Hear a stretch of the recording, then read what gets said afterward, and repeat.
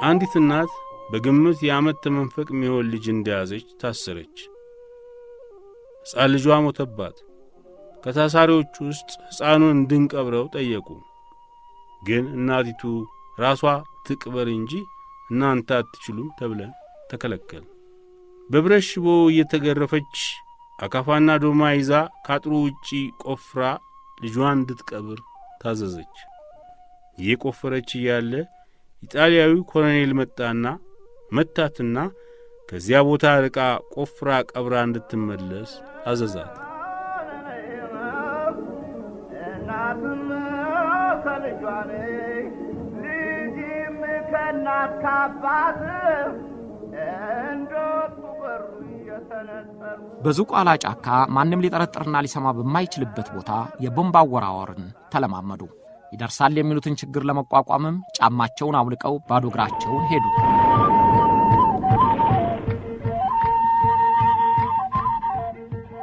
ከ3 ቀን የከተማ ጥፋት በኋላ ከሆለታ የመጡ የፋሺስት አውሬዎች በሚመለሱበት ካሚዮን በኋላው በኩል ከላስቲኩ ተቀዳሚ ጋር የአቶ አርያን እግራቸውን ጠርቅመው አሰሯቸው። ካሚዮኑም እየፈጠነ ጎትቷቸው ከአዲስ አበባ እስከ ሆለታ 45 ኪሎ ሜትር ይሆናል። ካሚዮኑ ከዚያ ሲደርስ ያ ከካሚዮኑ ጋር የታሰረው እግራቸው ብቻ እንደተንጠለጠለ ነበርና የካሚዮኑ ነጂ ከካሚዮኑ ፈታና ለውሾች ወረወረው። ደም ያፈካው ነጻነት። አዘጋጅ እሸት ያሰፋ።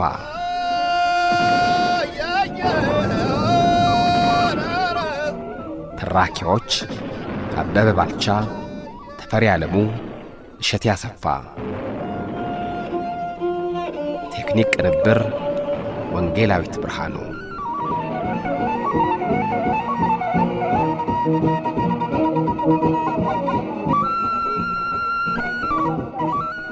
ከ84 ዓመታት በፊት በአዲስ አበባ ላይ የመከራ በረዶ ወረደ።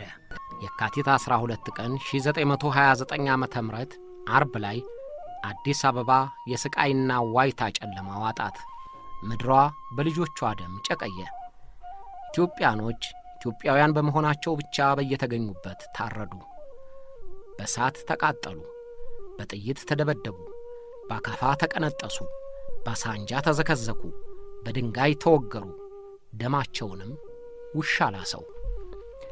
በመጥረቢያ እየተፈለጡ፣ በዶማ እየተቆፈሩ፣ በረሃብና በውሃ ጥም የስቃይ አለንጋ እየተሸነቆጡ ሕይወታቸውን አጡ። በ3 ቀናት የኢጣሊያ ፋሺስት አረመኔነት የጭካኔ እርምጃ ታሪክ ጸሐፊዎች እንደገመቱት 30,000 የሚሆን ነዋሪ በ3 ቀናት ፍጅት ብቻ አለቀ። ሕፃን፣ ወጣት፣ አዛውንት ሳይለይ ኢትዮጵያዊ ሁሉ በአሰቃቂ አገዳደል ተፈጀ።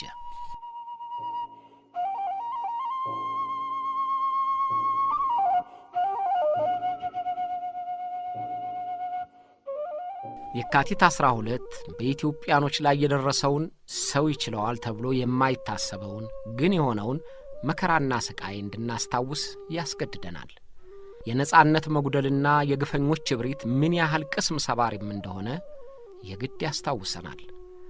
ስለዚህ በየካቲት 12 በኢትዮጵያኖች ላይ የደረሰውን መከራና እልቂት ከብዙ በክፍሉ ለማስታወስ የታደሰ ዘወልዴን ቀሪን ገረመው፣ የጳውሎስ ኞኞን የኢጣሊያና የኢትዮጵያ ጦርነት፣ የተመስገን ገብሬን ሕይወቴ፣ የኢያን ካምፔል ዘፕሎት ቱኪል ግራዚያኒ መጽሐፍትና የኢትዮጵያ ንጉሠ ነገሥተ መንግሥት በ1941 ዓ.ም ለጦር ወንጀለኞች ለቀረበው ክስ በፍርድ ቤት ምለው የዓይን ምስክርነታቸውን የሰጡትን ቃል አቀናጅተን ለዚህ ዝግጅት ተጠቅመንባቸዋል። ከ84 ዓመታት በፊት የደረሰውን አሳዛኝ ታሪካችንንም እናስበዋለን።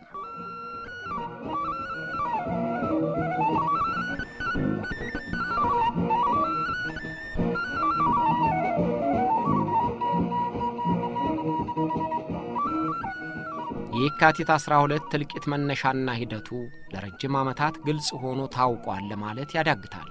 በቅርብ ጊዜ የወጡ መረጃዎች እስካረጋገጡ ድረስ የካቲት 12 አደጋ በአብርሃ ደቦጭና በሞገስ አስገዶም ብቻ ላይ ተንጠልጥሎ ቆይቷል።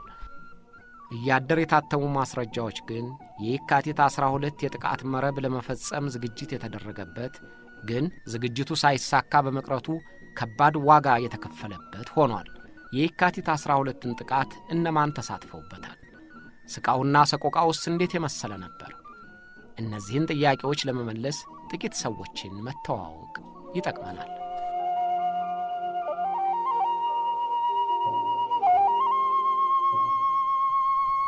አብርሃም ደቦጭ ኤርትራ ውስጥ በሴራ አውራጃ በ1905 ዓ.ም ግድም ተወለደ። በኢጣሊያኖች አገዛዝ በምትተዳደረው ኤርትራ የኢጣሊያኖች ትምህርት ቤት ውስጥ ገብቶ ተምሯል። በኢጣሊያኖች አገዛዝ ይናደድ ስለነበረ ከሞገስ ጋር ወደ ኢትዮጵያ መጥቶ ዳግማዊ ምኒልክ ትምህርት ቤት በኋላም በተፈሪ መኮንን ትምህርት ቤት ተምሯል። በትምህርቱ ጎበዝ የነበረው አብርሃ ኢጣሊያኖች ኢትዮጵያን ከያዙ በኋላ በቋንቋ ችሎታው በፊትም የማርሻል ባዶሊዮ በኋላም የማርሻል ግራዚያኒ የፖለቲካ ጽሕፈት ቤት አስተርጓሚ ሆኖ እየሰራ ነበር። በ1904 ዓ.ም አካለ ጉዛይ አካባቢ ተወለደ።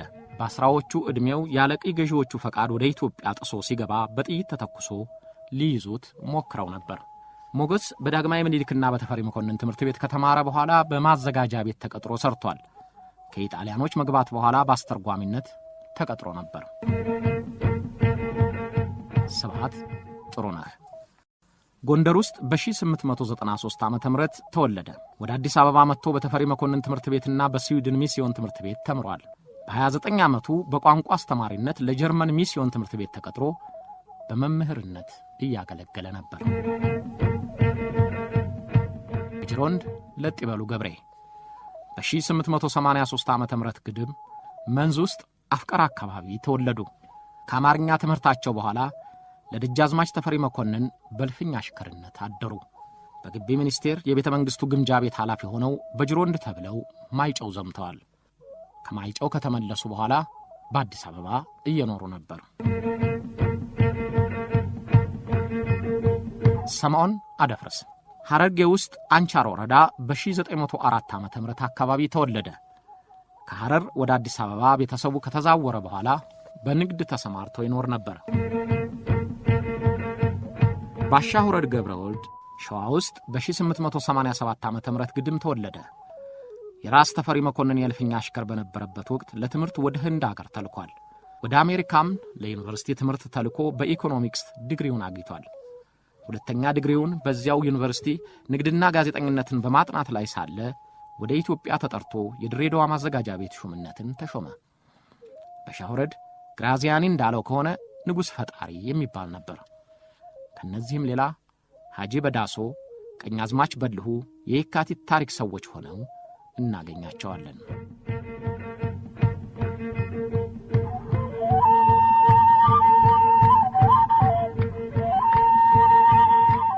በጀርመን ሚስዮን ትምህርት ቤት ወጣቶቹ ኢትዮጵያኖች ስለ ሀገራቸው ነጻነት የሚወያዩበትና ዕቅድ የሚነድፉበት ማዕከል ከሆነ ሰነበተ። ለዚህም ዋናው ምክንያት ስብሐት ጥሩነህ ነበር። የ29 ዓመቱ መምህር ስብሐት ጥሩነህ ኢትዮጵያውያን ከኢጣሊያ ቅኝ ተገዥነት ቀንበር ለማላቀቅ የማይበርድና የጋለ የትግል ስሜት ነበረው። ከአርበኞች ጋር ግንኙነት ፈጥሮ መረጃዎችን ያሳልፋል። በእርሱ መመዘኛ ለሀገራቸው ነጻነት ቀናኢ ናቸው ያላቸውን ወጣቶች ያሰባስባል፣ ያነጋግራል። ከሚያነጋግራቸውም ጓደኞቹ አንደኛው በተፈሪ መኮንን ትምህርት ቤት የተዋወቀውና ለወራትም አብሮት በአንድ ቤት ይኖር የነበረው ሞገስ አስገዶም ነው።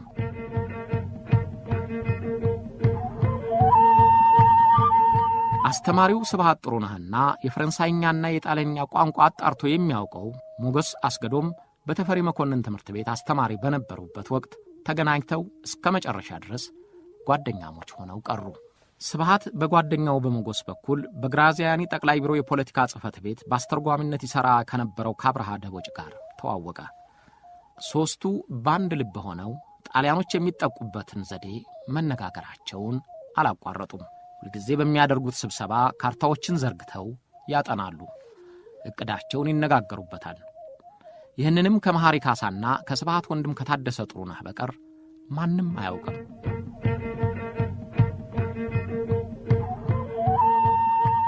አዲስ አበባን ለሁለተኛ ጊዜ ለመያዝ የሚቻልበትን መንገድ እነ ስብሐት ከሞገስ ጋር ሆኖ ማጥናታቸውን ቀጥለዋል።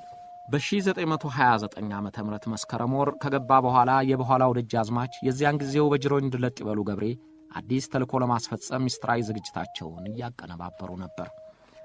በጅሮንድ ለጥይበሉ ገብሬ ዘምተው ከተመለሱ በኋላ ለኢጣሊያ ሹማምንት እጃቸውን ሰጥተው ለዚያን ጊዜው ጀነራል ግራዚያኒ መቀመጫ ከሆነው ገነተ ልዑል ቤተ መንግሥት ብዙም በማይርቀው ቤታቸው ተቀምጠው ነበር።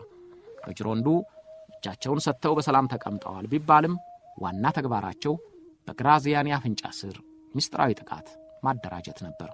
በትልቁ የመኖሪያ ቪላቸው የተማሩ ወጣቶችንና አንጋቾችን እየተቀበሉ በተናጠልና በጋራ ያነጋግራሉ። በህዳርና በጥቅምት ወራት ቤታቸው በወጪ ገቢ ብዛት ይጨናነቅ እንደነበረ ካምፔል በበጅሮንዱ ቤት ይኖሩ የነበሩትን አቶ ደምሴን ጠቅሶ ጽፏል።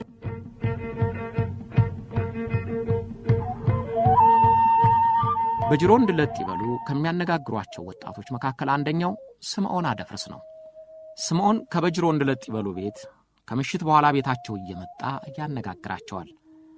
በተለይም ከህዳር ወር በኋላ አዘውትሮ ማታ ማታ በጅሮንድ ለጥይበሉ ማነጋገሩን አልተወም።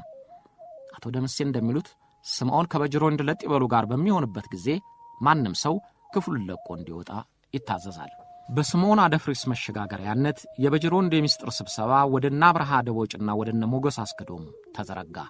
በተስፌ ተገይ ቤት የጥቃት ማስተባበር ዕቅድ ይነድፉ የነበሩት ወጣቶች በተለይም አብርሃና ሞገስ ወደ 6 ኪሎ የበጅሮንድ ቤት እየመጡ የሚስጥር ዕቅዳቸውን ቀጠሉበት። ሁለቱ ወጣቶች ወደ በጅሮንድ ቤት በምሽት ሲመጡ በተናጠል ፊታቸውን ሸፍነው ያገኟቸዋል። ቡድኑ ወደ 6 ኪሎ ከተዛወረ በኋላ ስብሃት ጥሩነህ ወደ በጅሮንድ ቤት አለመምጣቱ ብቻ ሳይሆን ከምስጢራዊ ዕቅዱም ተሳታፊ መሆኑ አልተረጋገጠም። በበጅሮንድ ቤት የቀድሞ አንጋቾች የሚባሉ ታጣቂዎች ይኖራሉ። የተሰጣቸው ተልእኮ ምን እንደሆነ ባይገለጽም ግን ብዙ ጊዜ ከግቢያቸው አይጠፉም። በጅሮንድ ለጥይበሉ አንጋቾቹን በግላቸው ያነጋግራሉ እንጂ ከነስምዖን ወይም አብርሃ ጋር በጋራ አይሰበስቧቸውም። ምስጢራዊ ቡድኑን የሚያጠናክር ከለንደን ሌላ ቡድን አዲስ አበባ ደረሰ። ከአፄ ኃይለ ሥላሴ ጋር ወደ ለንደን በስደት ሄዶ የነበረውና ከአሜሪካ ዩኒቨርሲቲ በኢኮኖሚክስ ምሩቅ የነበረው ባሻ ሁረድ እጁን ለኢጣሊያ መንግሥት ለመስጠት ይፈልጋል ተብሎ አዲስ አበባ ተመለሰ። ምህረት ተደረገለት። አዲስ አበባ እንዲቀመጥም ኢጣሊያኖች አዘዙ። ባሻ ሁረድ ገብረወልድ ጊዜ ሳያጠፋ የበጅሮንድን ቡድን አገኘው። በኋላ እንደተገመተው ከለንደንም የመጣው ለዚህ መሰል ተልእኮ ሳይሆን አልቀረም። ባሻ ሁረድ ምስጢራዊ ቡድኑ አደጋውን ለማቀጣጠል የሚያስችለውን ቦምብና ገንዘብ የማቅረብ ኃላፊነት ተሰጥቶታል። ቦምቡ ከህንዳዊው ከመሐመድ አሊ ቤት ተገዝቶ በሐጂ በዳሶ ቤት እንዲቆይ ተደረገ። ከሐጂ በዳሶ ባሻ ሁረድ ተረክቦ ግዳጁን ለሚፈጽመው ቡድን ያስተላልፋል። በዚህ ሁኔታ በጅሮንድ ለጥይበሉ የሚመሩት ስምዖን አደፍርስ ያቀናጀውና አብርሃ ደቦጭና ሞገስ አስገዶም የሚተገብሩት ተልእኮ ወደ መቃረቢያው ተዳረሰ። የበጅሮንድ ለጥይበሉ ግቢ ምስጢራዊ ተልእኮ በለንደን በአፄ ኃይለ ሥላሴና አብረዋቸው በነበሩት የሚታወቅና የሚደገፍ መሆኑን የካምፔል መጽሐፍ ይጠቁማል። የበጅሮንድ ለጥይበሉ የእህት ልጅ የሆኑትና ረዳታቸው የነበሩት አቶ ደምሴ አንድ ቀን በበጅሮንድ ለጥይበሉ ጠረጴዛ የተከፈተ ደብዳቤ ማየታቸውን ይገልጻሉ። ደብዳቤውንም አንብበውታል። የተጻፈውም ለንደን ከንጉሱ ጋር ካሉት ውጭ ጉዳይ ሚኒስትር ብላታ ህሩይ ወልደ ሥላሴ መሆኑን አይረሱትም። 2 እና 3 ገጽ የሚሆነው የብላታ ህሩይ ደብዳቤ የጥቃት እርምጃ እንዲወሰድ መመሪያ ይሰጣል። ሞገስ አስገዶምንና አብርሃምን ደቦጭን ማራቅ የለብንም። በእነሱ ላይ እምነት በመጣል አብረን መስራት አለብን። እነሱን መቀበል አለብን። ለሀገሪቱ ጥቅም ብለህ ለእነሱ ድጋፍ መስጠት አለብህ። ለሀገሪቱ ብለው መሥዋዕት ለመሆን የተዘጋጁ ስለሆነ ይሄ መልእክት ለስምዖን አደፍርስም ያገለግላል። እሱም በቅንብሩ ጥሩ ረዳት ነው። በስምምነቱ መሠረት ዕቅዱ በሚስጥር መከናወን አለበት። ሚስጥሩ ከወጣ በአንተም ላይ ሆነ በሀገሪቱ ላይ ከፍተኛ ጉዳት ይደርሳል። ፕላኑን ሥራ ላይ ለማዋል ገንዘብ ልከናል። ገንዘቡን ከአቶ ዳባ ብሩ ተረከብ። አቶ ዳባ ከጨጌ ገብረ ጊዮርጊስና ከአባሃና ጋር በኢየሩሳሌም የሚኖሩ ናቸው። ብላታ አንጌታ ህሩይ ወልደ ሥላሴ የውጭ ጉዳይ ሚኒስትር እንደሚል አቶ ደምሴ ለካምፔል ነግረውታል። አቶ ዳባ ብሩ በዚያን ጊዜ የሚኖረው በስደት ሱዳን ውስጥ ሲሆን ከጦርነቱ በፊት ከብላታ ህሩይ ጋር ልዩ ረዳት ሆኖ ሰርቷል። በአዲስ አበባ የሚኖረው ወንድሙ አያና ብሩ ከና አብርሃ ደቦጭ ጋር ልዩ ግንኙነት እንደነበረውና ጥቃቱን ከመውሰዳቸው በፊት ደብዳቤ ጽፈው ለእንግሊዝ ኤምባሲ እንዲሰጥላቸው እምነት የጣሉበት ወጣት ነው። አያና በማዕድን መሐንዲስነት በለንደን ዩኒቨርሲቲ የተመረቀ ሲሆን የመጀመሪያውን የታይፕ መጻፊያም ሰርቷል። ባሻ ወረድ በመሐመድ አሊ ቤት በኩል ተገዛ የተባለውንና በሐጂ በዳሶ ቤት በድብቅ የቆየውን ቦምብ ለና አብርሃ አደረሰ። ቀጣዩ ተግባር ስልጠና መስጠት ነበር። ጥቃቱን የሚፈጽሙት አብርሃና ሞገስ የቦምብ አወራወሩን እንዲለማመዱ ስልጠና እንዲሰጣቸው ተወሰነ። ለዚህ ተልኮም ከስምዖን አደፍርስ በላይ የተመቸ ሰው አይገኝም። የበጅሮንድ ሚስጥረኛ ስምዖን አደፍርስ መኪና ያለው በመሆኑ የመጓጓዣውን ችግር በቀላሉ ይፈታዋል። ስለዚህ የቦምብ አጠቃቀም የሚያሰለጥን ሰው ይዘው 4 ራሳቸውን ሆነው ወደ ዝቋላ ጫካ ሄዱ። በዝቋላ ጫካ ማንም ሊጠረጥርና ሊሰማ በማይችልበት ቦታ የቦምብ አወራወርን ተለማመዱ። ይደርሳል የሚሉትን ችግር ለመቋቋምም ጫማቸውን አውልቀው ባዶ እግራቸውን ሄዱ። ከዝቋላ ሲመለሱ የመጎሳቀል መልክ እንዳዩባቸው ሞገስም በእግሩ በመሄዱ እንደደነቃቸው ታደሰ ጥሩነህ ለካምፔል ነግረውታል። ሻውረድ የቀኛዝማች በልሁ ደግፌ ጥብቅ ወዳጅ ነበር። ወጣቱ ቀኛዝማች በልሁ ደግፌ ከጦርነቱ በፊት የንጉሠ ነገሥቱ የልፊ ዘበኞች አለቃ ማዕረግ ነበረው። በማይጨው ጦርነት ተካፍሎ ከአፄ ኃይለ ሥላሴ ጋር እስከ ለንደን ድረስ ተሰዷል። ነገር ግን ሀገሬ ውስጥ እዋጋለሁ ብሎ ራስ ምሩ በሚመሩት ጦር ጎሬ ላይ ተቀላቅሎ አቶ ሐዲስ ዓለማየሁ እንደሚመሰክሩለት የተደነቀ ጀግንነት ፈጽሟል። የራስ ምሩ ጦር ሲፈታና አዛዦቹ ሲማረኩ በልሁም ተማርኮ በምህረት አዲስ አበባ እንዲቆይ ተፈቀደለት። ቀኛዝማች በልሁ በባሻ ወረድ በኩል በቀድሞ ታዋቂ ሹምነቱም ከበጅሮንድ ጋር ለመተማመን አላስቸገረውም። በልሁም የሚስጥር ተልኮ ቡድን አባል እንደነበረ ተገምቷል። ነግረውታል።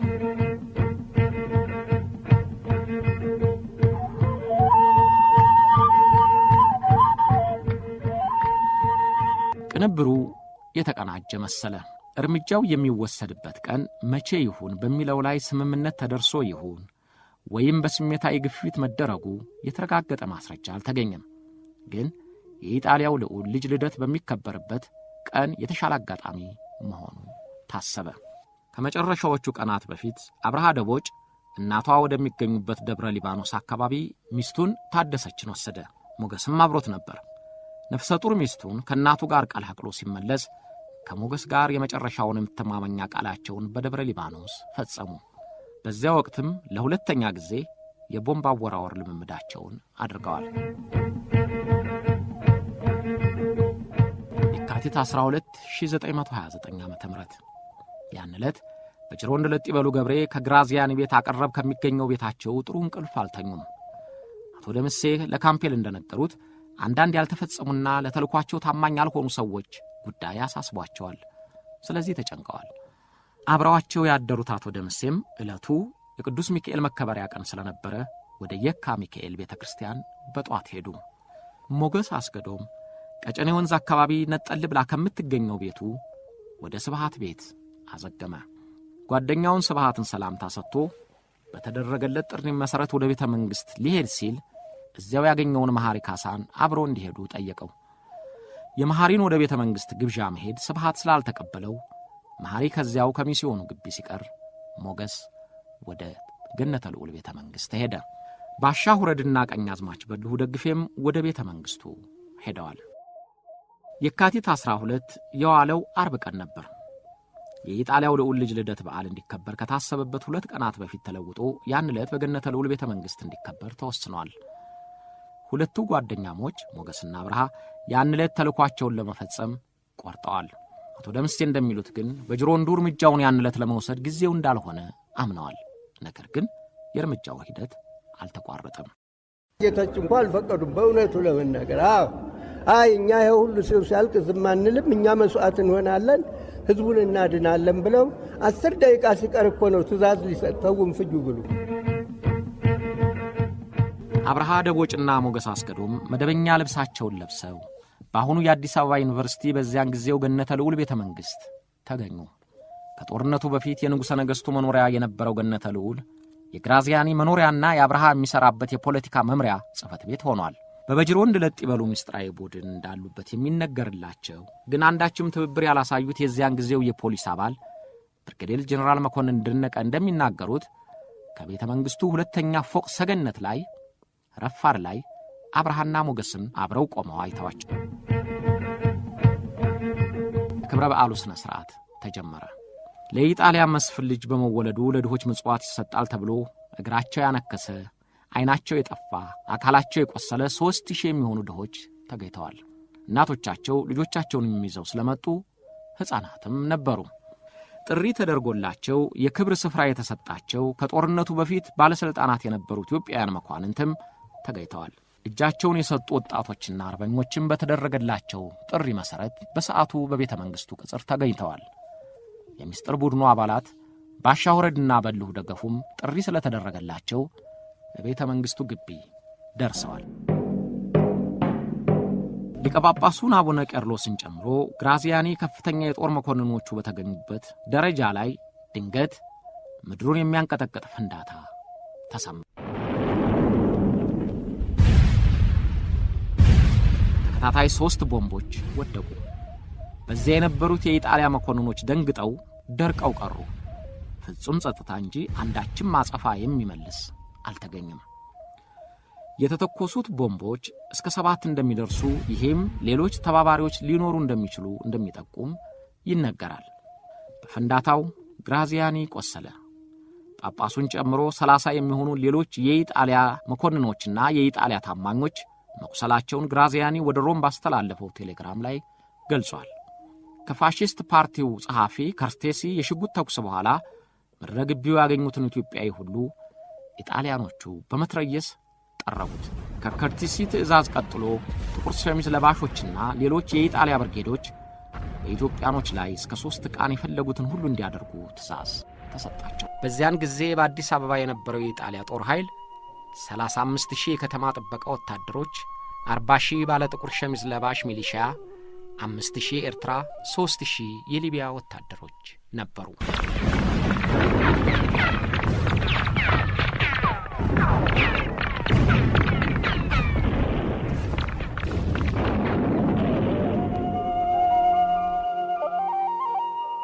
ሐኪም ዶክተር ላዲስላቭ ሳባ ኢትዮጵያውያን ሁሉ በሰላምና በፍቅር ከቤተ መንግሥቱ ግቢ ተሰበሰቡ። ጥቂት ቆይቶ ግራዚያኒና መኳንንቱ በተቀመጡበት ጠረጴዛ አጠገብ ቦምቦች ተወረወሩ። ቦምቡ እንደተጣለ ግራዚያኒ ጠረጴዛው ስር ተደበቀ።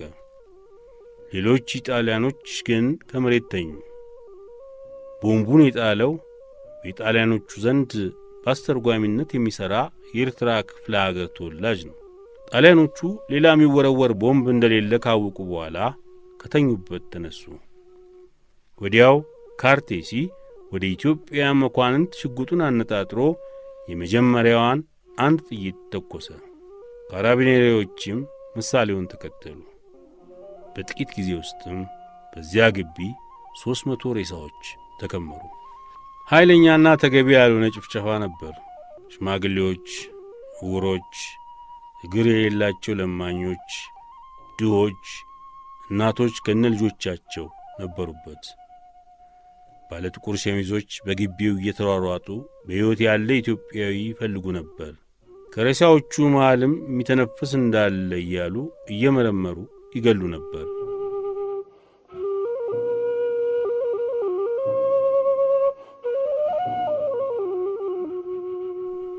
ከጥቂት ደቂቃዎች በኋላ ባለ ጥቁር ሸሚዞች፣ ካራቢኔሪዎችና የጦር ወታደሮች በከተማው ውስጥ ይሯሯጡ ጀመር። ሱቆች ሁሉ እንዲዘጉ አደረጉ። የውጭ አገር ሰዎችም ከቤታቸው እንዳይወጡ አዘዙ። በተለይ ፎቶግራፍ ማንሻ እየተፈተሸ ይወሰድ ጀመር። መንገዱ ሁሉ ጭር አለ። የፖስታና የስልክ አገልግሎት ተቋረጠ። በቤተ መንግሥቱና በአካባቢው ያሉት መንገዶች በሙሉ በሬሳ ተሸፈኑ። ምን አይነት አጨቃቀን ነው! ደም እንደ ውሃ ሲፈስ በየመንገዱ ላይ ያየሁት የዚያን ጊዜ ነው። የወንዶች፣ የሴቶች፣ የልጆች ሬሳ በያለበት ተኝቷል። ወዲያውም ከባድ የቃጠሎ ጭስ ተነስቶ ከተማዋን አጨለማት። የሕዝቡ ቤት ከተፈተሸ በኋላ ሰዎቹ በውስጡ እንዳሉ ቤቱ በእሳት ይቃጠላል። ቃጠሎ ቶሎ እንዲያያዝም በቤንዚንና በዘይት ይጠቀሙ ነበር። ሰው እሳቱን እየሸሸ ከቤቱ ሲወጣ በመትረየስ ይገሉታል። ሌሊቱንም ሲገሉና ሲያቃጥሉ አደሩ። የማረሳው ነገር በዚያ ሌሊት የኢጣሊያ መኮንኖች በሚያማምር አውቶሞቢላቸው ከሚስቶቻቸው ጋር ሆነው ብዙ ሬሳ ከተከመረበትና ብዙ ቃጠሎ ከሚታይበት ቦታ በሰው ደም ላይ የቆሙ ያን እልቂት እየተመለከቱ ይስቁ ነበር። ግራዚያኒ ሆስፒታል ውስጥ ሆኖ በመስኮት የከተማዋን መቃጠል እያየ ይስቅ ነበር። ዳግማዊ ኔሮ።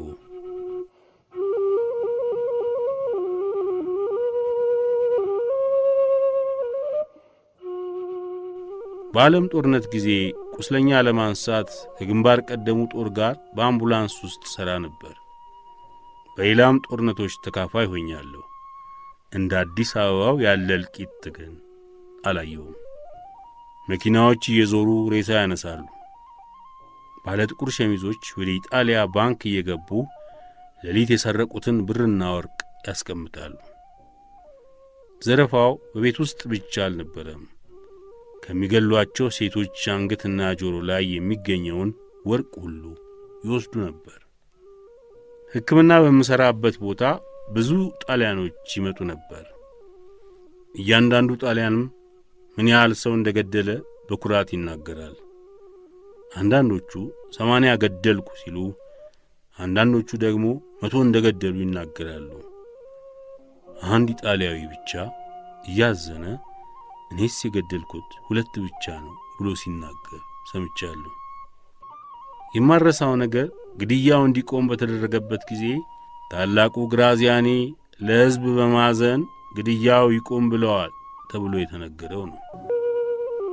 አዲስ አበባ ለ3 ቀናት በጽልመትና በግፍ ዶፍ ተመታች። የካቲት 12ቱ የኢትዮጵያኖች እልቂት በተለያየ አይነት መሆኑን እንረዳለን።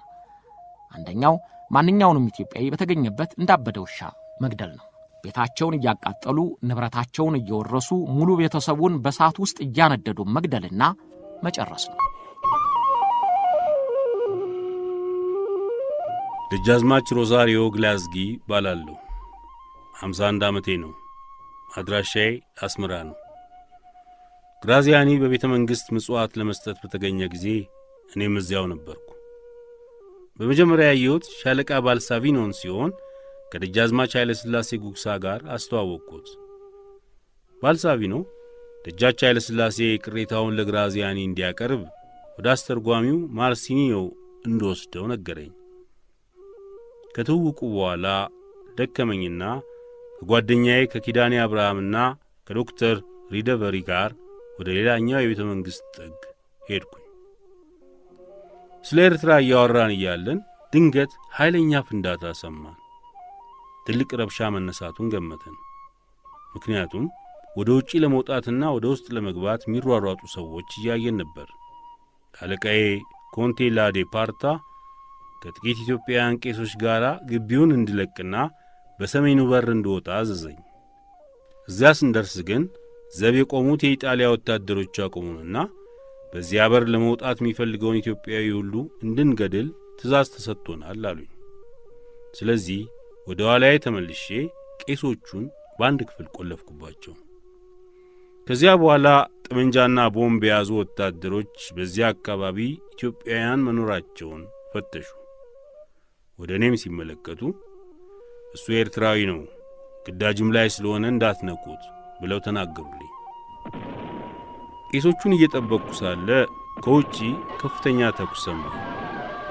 መኪናዎች ወዲያ ወዲህ ይላሉ፣ ሰዎች ይራወጣሉ፣ መትረየስ ይተኮሳሉ። ኢትዮጵያውያን ከጣሊያኖች ይሸሻሉ። ፈጽሞ ሁከት ሆነ። እስከ 4 ሰዓት ድረስ ቤተ መንግሥቱ ግቢ ቆየሁ። ወዲያው የኢጣሊያ ወታደር የሆኑት የአፍሪካ ወታደሮች አስካሪዎች መጥተው ወደ ግቢ ወሰዱኝ።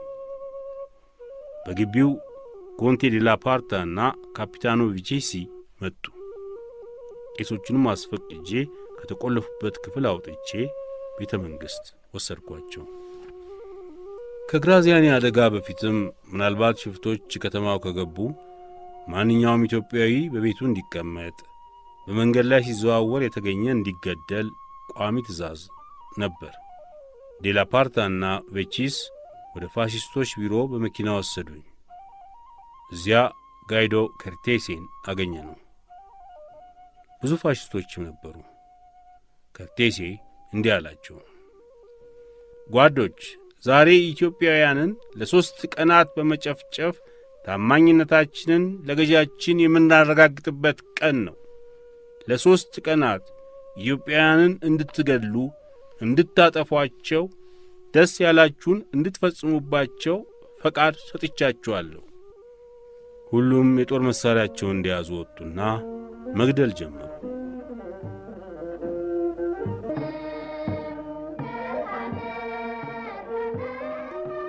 ሌላው የሥቃይ መስፈሪያቸው መቀጥቀጥና ማሰር፣ ያሰሩትን መግደል፣ በረሃብና በውሃ ጥም መጨረስ ነበር። ተመስገን ገብሬ የደረሰባቸውን ይነግሩናል።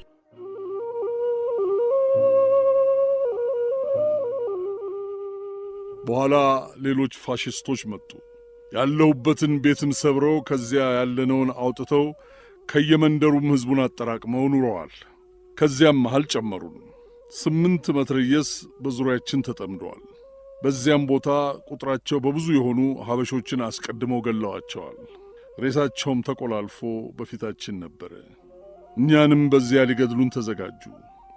ለመትረየስም ተኩስ እንድንመች ያንዳንዳችንን እጅ ካንዴው ጋር አያይዘው አሰሩን።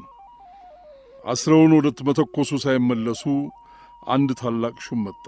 ካሚዮኖች ይዞ እየዞረ ፋሽስቶች የሚገድሉትን እያስጣለ ወደ እስር ቤት ለምርመራ ይወስድ ኖሯል። እኛንም እንድንተኮስ ታስረን ከቆምንበት ከቅዱስ ጊዮርጊስ ጠበል አጠገብ ካለው ሸለቆ እስራታችንን አስፈትቶ በ5 ረድፍ ወደ ላይኛው መንገድ ለመድረስ ስንሄድ በአካፋ ራሳቸውን የተፈለጡ እጅግ ብዙ ነበሩ። በራቄ ካፌ አለቀ።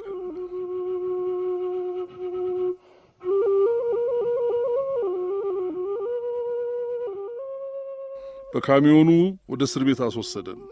ለጊዜው እስር ቤት ያደረጉት ማዘጋጃ ቤት ነበር። ከማዘጋጃ ቤቱ በር ስንደርስ በ5 ካሚዮን ያጠራቀመንን ሰዎች በዋናው መንገድ እንድንቆም አዘዘን። ዙሪያችንንም ከበው በሳንጃ እየወጉ ጭፍቅ ብለን በመንገዱ ቆመን። ከወደ ኋላችንም ትልቁን የጣሊያን ካሚዮን በላያችን ነዱብን። 18 ቆስሎ አልተጨረሱም። በሳንጃ ጆሮአቸውን ወጋቸው። በአንድ ጊዜ ማለት 48 ሰው የተጨፈለቁ። ተካሚዮኑ ወደ ኋላ ያፈገፈጉትን እስረኞች ዙሪያውን ሳንጃ መዘው የቆሙት ወጓቸው። እኔም ካሚዮኑ ጉልበቴን መታኝ። ያን ጊዜ ቆሰልሁት እስከ ዛሬ ለምጥ ይመስላል። በዳር ያለውን ፋሽስቶች በሳንጃ በመሃል የሚሆነውን በካሚዮን ፍለጋ እያሉ ይጫወቱበት ነበር። እስር ቤት በሆነው ማዘጋጃ ቤትም አገቡን። ጥቂትም ቆይተን መራጭ ገባ። እየመረጡም ለመግደል ወሰዱ። መልካም ለብሰን የነበር ልብሳችንን እያወለቅን ጫማችንን በሰገራ ወረወር ነው። በሰገራው ውስጥ 5 ሰዎች ገብተዋል። የተጋደመውን እንጨት ለመያዝ ይሞክራሉ፣ ግን እያቃታቸው እየተመለሱ ይጠልቃሉ።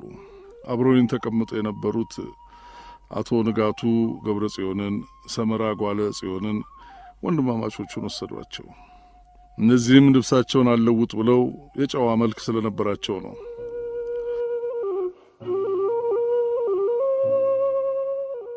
ክብሪት ለኩሰው አቃጠሏቸው። ገና ከነዚህም አንዱ የቅዱሳንን ስምና የክርስቶስን ስም እየጠራ 12ቱ ሐዋርያት ይፍቱን እያለ ይናዘዝ ነበር። እሳቱም እያቃጠላቸው በውስጥ ሆኖ ፋሽስቶቹን ተጣራና እንዲህ አላቸው፣ ከፋሽስት ጋር ለሚኖሩ አዝናለሁ። እኔ ግን ከእንግዲህ ከፋሽስት መንግሥት ነፃ ነኝ። እነርሱንም አቃጥለዋቸው ሄዱ። ለሌሊት ወስደው ከገደሉት በእስር ቤት የቀረው ያንሳል። ነገር ግን በዚህ ለመግደል ሲያወጡ የሚበልጥ በዚያ በር ያገቡ ነበር። በበነጋው ከተደበደበው ሕዝብ በኪሱ የተገኘውን እየቆጠሩ ለሹሙ አስረከቡ። እኔም ከጽሕፈት ቤቱ ፊት ለፊት ነበሩ። የደበደባቸውን የሀበሾችን የጋብቻ ቀለበታቸውን በሲባጎ እንደ መቁጠሪያ ሰክተው ደርድረው በአንገታቸው አግብተው አቀረቡት። አንዱ ቆጥሮ መዝኖም እስኪያስረክብ ሌላው ገና በአንገታቸው ነበር። ንጹሕ የሆነውንም ልብስ በካሚዮን አምጥተውት ነበርና እየቆጠሩ ሲረከቡ ገናም ሳይገሉ ገፋዋቸው ኑረዋል። ለዚህም ከጥቂቶቹ በቀር ሙሉ ልብስ በደም አልተበላሸም። በመሬትም ጣል ጣል እያደረጉ እየቆጠሩ ሲያስረክቡ የጥቂቶቹ ልብሶች ገና እስከ ትኩስ ደም ኑረው ከመሬት መልሰው ሲያነሷቸው አፈሩንና ግብስባሱን እያያዙት ሲነሱ አየሁ። ይህን ባየ ጊዜ አንዱ ብድግ ብሎ እንደ ብድ ተነሳ። እርሷን አሁን ከመሬት አፈር ይዛ የተነሳችው እንደም እግዚአብሔር አየ፣ ሊፈርድ ነው። ይሄ ክፉ ሥራችሁ በጭካኔ ሕዝቡን የሰው ሕይወት በማጥፋት ትጫወታላችሁ። የገደላችኋቸው ወገኖቻችንን ቀለበት በሲባጎ ሰክታችሁ መዝናችሁ ወሰዳችሁ። ደማችንን መሬቱ መጠጠው፣ ሬሳውም እንደ ገለባ ተከመረ። ስትገድሉ እግዚአብሔር ሊፈርዳችሁ ነው። ይኸው አሁን የእግዚአብሔር ሚዛን ሞላ።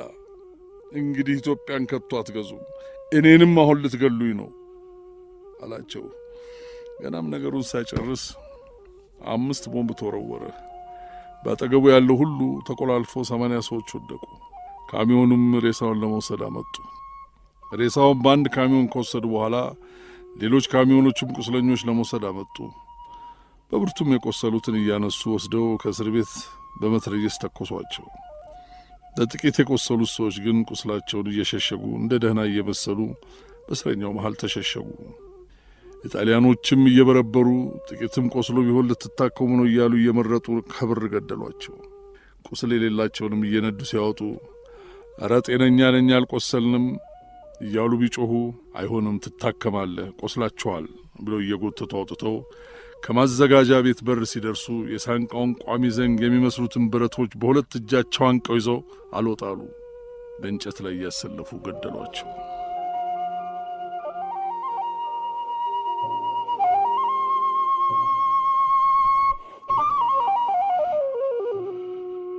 ቀኑ ብርቱ ፀሐይ ነበር። በዚያ እስር ቤት በማዘጋጃ ቤት ሜዳ ነበርና ብርቱ ክቢያ ተከበን ታላቅ ፍርሃት ነበር። ውሃና መብልም አላገኘንም። በሦስተኛው ቀን ጊዜውም 6 ሰዓት ሲሆን 17 ሰዎች በውሃ ጥማት ሞቱ። ይህም ቀን ጨለመ። እህልና ውሃ ሳናገኝ 3ኛው ቀን ነበርና ገንዘብም እየተቀበሉ ከኮዳቸው ጣሊያኖች ለእስረኞች ውሃ መሸጥ ጀመሩ። ሕይወታችንም በዚያ ስቃይ ውስጥ ታንቀን ስንጨነቅ መሸ እንጂ ለቀን ቀኑ ረጅም ነበር። በዚያ ረሃብና ውሃ ጥማት ሲፈጁን እንዲገድሉን መርጠን ነበረ። ይህንንም ከልክለው እሁድ ካሚዮን አምጥተው ከዚህ ወደሚሰፋ እስር ቤት ሊወስዱን እየቆጠሩ ስሙንም እየጻፈ 30ውን አሳፈሩት። እንደ ተናገርሁት እኔ በጽሕፈት ቤቱ በር አጠገብ ስለነበርኩ እስረኛውን እየቆጠሩ እያሳፈሩ መጓዝ የጀመሩ ከወዲያ በኩል ነበርና ስለዚህ እኔ መሄድ ዘግይቶ ነበር። ብዙ የሚያሳዝን ቁም ነገሮችን በመዘግየት ያየሁ።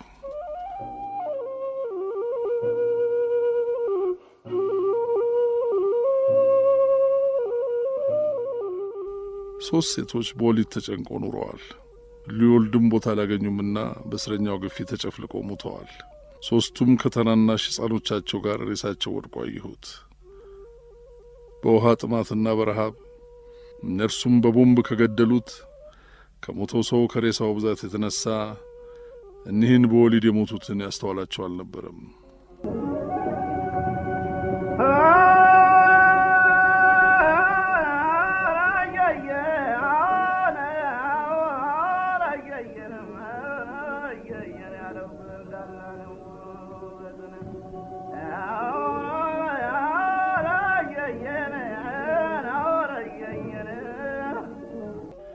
እኔንም ሊገሉኝ ስሜን በሊስት ይዘው ይፈልጉኝ ነበርና ስሜን ጽፈው ሊያሳፍሩኝ ሌላ ስም ነገርኳቸው። በካሚዮንም እስረኛውን ወደ ወሰዱበት ስፍራ ጓዙ። በመንገድም የካሚዮኑ መብራት በሚወድቅበት እንመለከት ነበር። መንገዱ ሁሉ በገደሏቸው በሀበሾች ሬሳ ተሞልቶ ነበር። ዝም ብለው በላዩ ነዱበት ነበር። በሬሳው ብቻ አይደለም፣ ነገር ግን ሬሳውን ደግሞ በካሚዮኖች በጨፈለቁት በሰው ሬሳ መንገዱ ተበላሽቶ ያስጠይፍ ነበር። ከየመንገዱም ዳር የወደቁትን ሬሶች የካሚዮኑ ብርሃን በወደቀባቸው ጊዜ ድመቶች ጉንጫቸውን ነክሰው ጽህማቸውን እያራገፉ ሲበሏቸው አየሁ። ካሚዮኑ ከእስር ቤቱ በር ፊት በር በሚባለው በደረሰ ጊዜ ከካሚዮኑ እንድንወርድ አደረጉን። በኋላ በኩል ከነበሩት መጀመሪያ ያወረዱትን ቦምብ ወርውረው ገደሏቸው። የቀረነው አንወርድም ብለን ራሳችን በውስጥ በሸሸገን ጊዜ በኋላ በኩል ነጁ በሚቀመጥበት በኩል መትረየስ አምጥተው አስገብተው ተኩሰውብን ሞላቸውን ገደሏቸው። የቀረነው እየዘለልን የእስር ቤቱ በር ክፍት ስለነበር እየፈጠንን ሩጠን ተጨመርን። ሌሊቱንም ሁሉ እስረኛውን እያጋዙ ሲጨምሩ ታደሩ።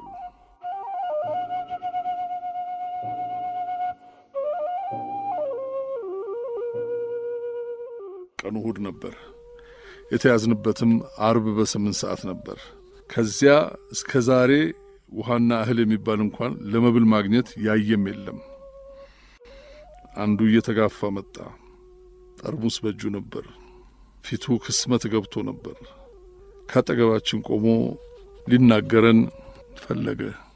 ግና ከንፈሩን ማላቀቅ ግን አልቻለም። ከውሃ ጥማት የተነሳ ረድኤት በሚፈልግ ዓይን በሚያሳዝን ተኩሮ ወደኛ ተመለከተ። በታላቅ ችግር በውሃ ጥም የተያያዘውን ከንፈሩን አላቀቀው። ደካማ በሆነ ድምፅ እባካችሁ ሲል ሰማ ነው። ነገሩ የሚለውን አጥርተን አልሰማነውም ነበርና ልንሰማው እንድንችል ወደኛ በጣም ቀረበ። እባካችሁ ከናንተ ጨብጦ የሌላችሁ ሽንቱን በዚህ ጠርሙስ ይስጠኝ። ወንድሞቼ 2 በውሃ ጥማት ሞቱ፣ እኔም ልሞት ነኝ። እባኮ ጨብጦ ባይኖሮ ሽንቱን እባኮ ጌታ ይስጡኝ ብሎ ልመናውን ወደ አቶ ገብረ መድህን አወቀ አበረታው።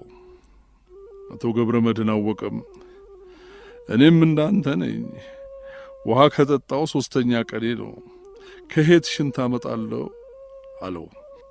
እኛንም አልፎ እየዞረ ሲለምን አልቆየም። እስከ መጨረሻ ደክሞት ነበር። መናገርም አቃተው። አንድ ድንጋይም በአጠገባችን ተርሶ ጥቂት ጊዜ ተጋድሞ በሕይወቱ ቆየ። በመጨረሻም ግን እንደ እንቅልፍ በሞት ያችን ድንጋይ እንደተንተራሰ አሸለበ።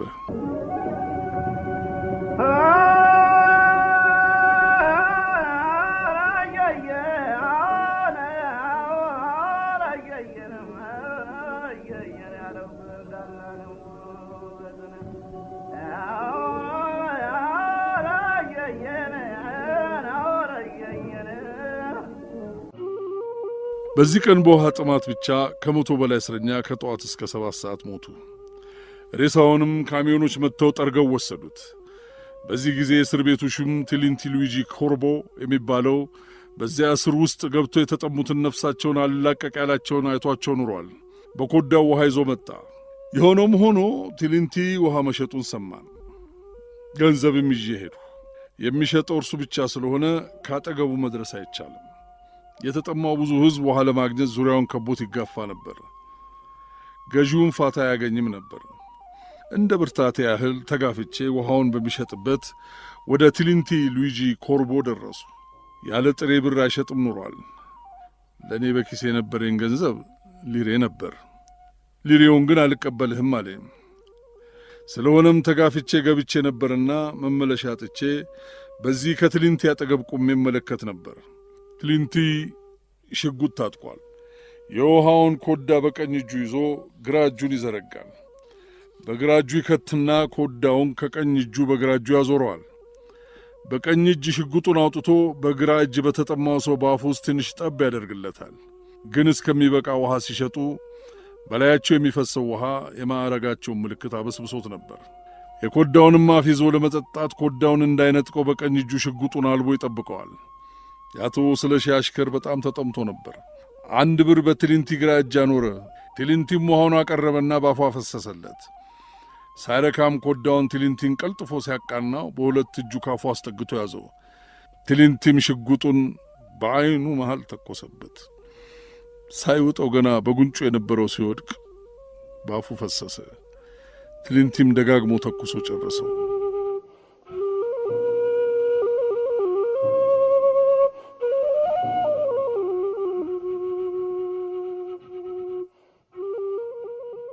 ይህንም በውሃ ጥማት የሆነውን ታላቅ እልቂት እንዲቀር ውሃ በሸራ ቧንቧ ጣሊያኖች ከታሰርንበት ድረስ አግብተው በ120 በርሜል ሞሉልን። እኒያ 2 ሹማምንቶች ማርሻሎና ቲሊንቲ ሉዊጂ ኮርቦ እስረኛውን እያካፈሉ ከዚያ ወዲያ ያለው ይጠጣ እያሉ ሲከላከሉ አንድ ጊዜ እስረኛውን እንደናዳ ተንዶ ጥሷቸው ሄደና ውሃም የቻለውን ያህል ይጠጣል። በርሜሉንም ገና ያላየው ነበር። እርሱስ በዚያ ግፊት እኒ ውሃ ሲሸጡ ያሉ ሹማምንቶች ተድጠው ሙተው ኖረዋል። የሹማምንቶቻቸውን ሞት ስላወቁ ሰው ላይ ቦምብ ይወረውሩበት ጀመር። በበርሜሎቹ ዙሪያ ሬሳው ተከመረ።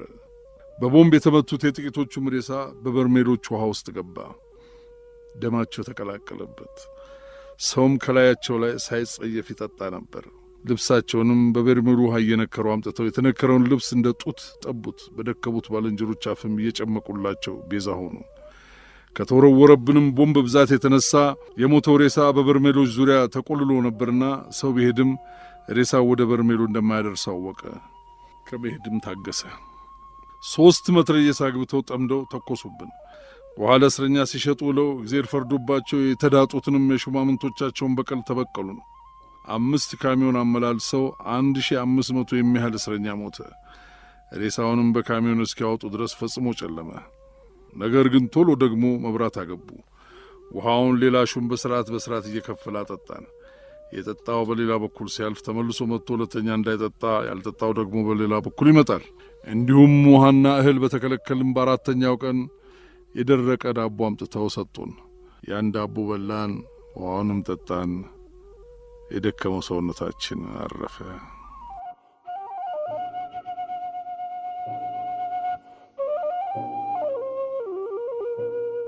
መብልና ውሃ የሰጡን ሹማምንቶች ወደ ቤታቸው በተመለሱ ጊዜ ቁጣቸውን አድሰው በዙሪያው በውድሞ ላይ ያሉ ፋሽስቶች በሰው ሕይወት ሊጫወቱ ቦምብ ይወረውሩብን ጀመር። ግን የቁጣ ምክንያት አልነበራቸውም።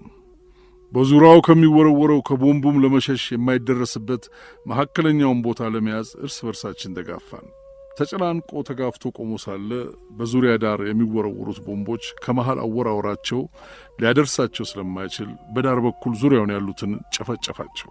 የቀረውን በመሃል ሆኖ ለቦምብ ውርወራ ስላቃታቸው መትረየሱን ለመሃል ጠምደው ተኮሱብን።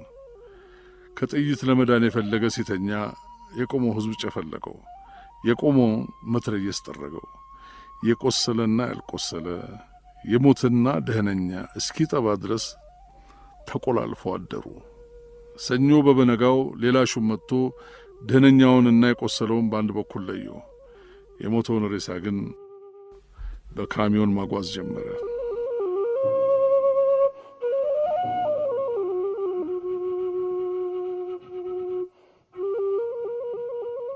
ግን በዚያ ማታ በቦምብ የገደሏቸውን ሬሳውን ሳይወስዱ ስለቀሩ ወደ በሩ ሲል ባለው ማዕዘን አንዲት ሴት እስከ ልጇ የታሰረች በቦምብ ተመታ ሞታ ኖሯል። ልጇ ደህና ነበር። የእናቱንም ሬሳ ሌሊቱን ሁሉ በደረቷ ላይ ተሰቅሎ ገና በሕይወት እንዳለች ሁሉ ይጠባት ነበር። እስረኞችም ምንስ በእንዲህ ያለ ጭንቅ ተይዘው በውሃ ረገድ ባይረዳዱ የዚህ ሕፃን ስቃይ ልባቸውን አንቀሳቀሰው።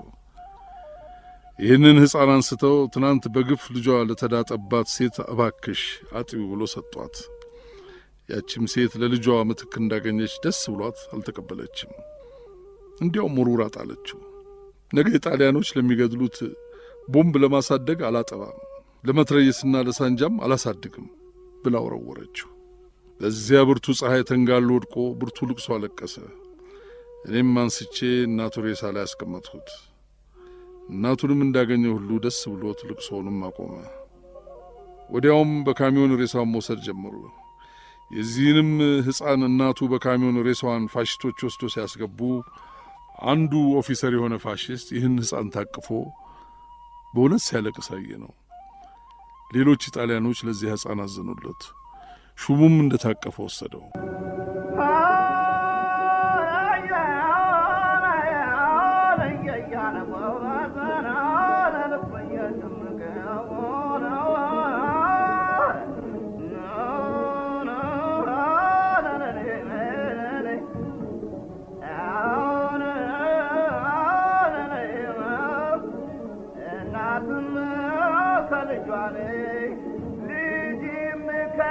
ካባት እንደወጡ በሩ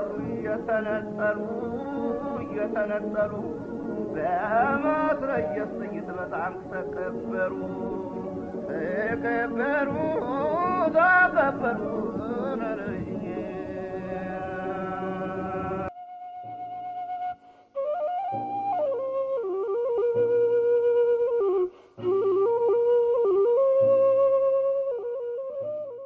ከ3 ቀን የከተማ ጥፋት በኋላ ከወለታ የመጡ የፋሽስት አውሬዎች በሚመለሱበት ካሚዮን በኋላው በኩል ከላስቲኩ ተቀዳሚ ጋር የአቶ አርያን እግራቸውን ጠርቅመው አሰሯቸው። ካሚዮኑ ሳይጎትታቸው እኔ ወደ ሰማይ እንድገባ ሰማይ ተከፍቶ ይጠብቀኛል፣ ኢየሱስንም በዚያ ያዋለው ደስ ይለኛል ደስ ይለኛል ደስ ይለኛል የሚለውን የሚስዮን መዝሙር ዘመሩ። ፋሺስቶቹም የተሻለውን መዝሙር ብትሰማ ይሻልሃል አሏቸውና ዱኪ ዱኪ የሚለውን መዝሙራቸውን ዘመሩ። ካሚዮኑም ሞተሩን አስነስቶ ሲነዳ ያን ጊዜ ብርቱ የሆነ አወዳደቅ ታስረው ቆመው ነበርና አቶ አራያ ወደቁ። ካሚዮኑም እየፈጠነ ጎትቷቸው ከአዲስ አበባ እስከ ሆለታ 45 ኪሎ ሜትር ይሆናል።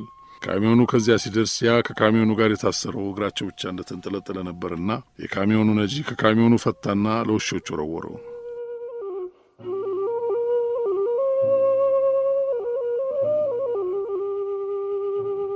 የዛን ሁለት ማታውን የቀረነውን እስረኞች በካሚዮን ጭነው ወደ ሆለታ ወሰዱን። እዛም ስንደርስ በጫካው አውርደው ተኮሱብን። እኔም አጠገብ ያለው ሰው ተመትቶ ሲወድቅ አብሬው ወደቅኩ። ጣሊያኖቹም ጨርሰናቸዋል ብለው ትተውን ሄዱ። እኔም ካሚዮኑ መሄዱን ማረጋግጬ በሆዴ እየተንፏቆቅኩ ከዛ ሬሳ መሃል ወጥቼ በጨረቃ ብርሃን ወደ ቴቴ በዛብሽ ቤት ሄድኩ። እዛም እንደደረሱ በምክር ወደ ጎጃም እንዴት እንደምደርስ አሰላን። እርሷም ልብሷን አለበሰችኝና ሻሿንም አስራልኝ ማሰሮ አሳዝላኝ በጨረቃ ብርሃን ጉዜን ወደ ጎጃም አቀናሁ። የማውቀው የአባይን በረሃ በሌሊት እየተጓዙ በቀን እየተደበቁ ማርቆስ ገባሁ።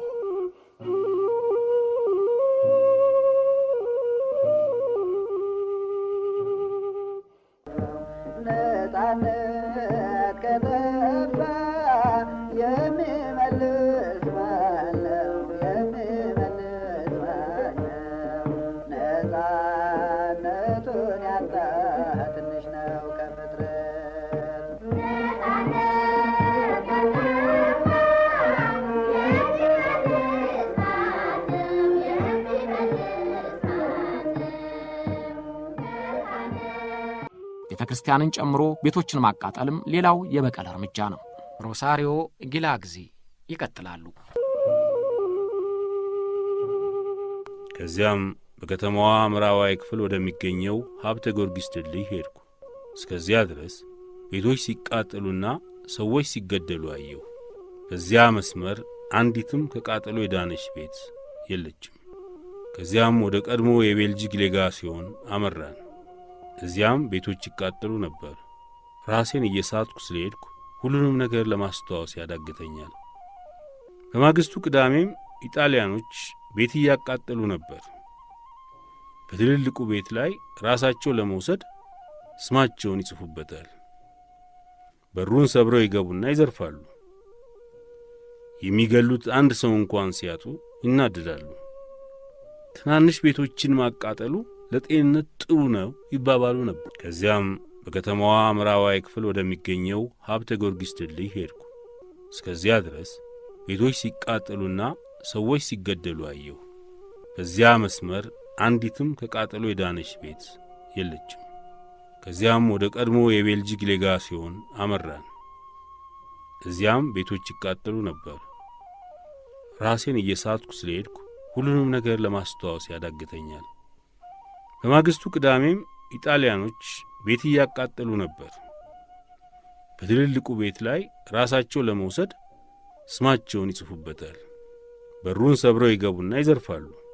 የሚገሉት አንድ ሰው እንኳን ሲያጡ ይናደዳሉ። ትናንሽ ቤቶችን ማቃጠሉ ለጤንነት ጥሩ ነው ይባባሉ ነበር። በካራቢኔሪ ያልታሰሩና በየቤታቸው የተገኙ ኢትዮጵያውያን ይገደሉ ጀመር። ከሌላ ፓርታ ጋር ሆኜ በመኪና ስዘዋወር ቤቶች ሲቃጠሉ የሰዎች ለቅሶና ዋይታ አይቻለሁ፣ ሰምቻለሁ። አንድ ልጅ ከሚቃጠለው ቤት ሮጦ ሲወጣ ኢጣሊያኖች ይዘው እሳት ውስጥ ሲጨምሩ ታየው።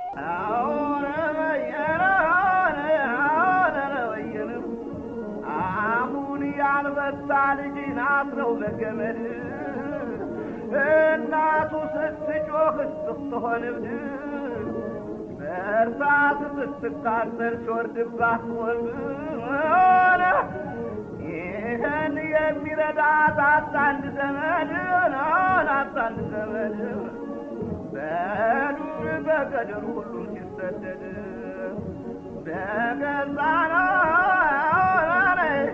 አገራቸው ሆነው ነበር ባድን ሆነው ነበር ባድን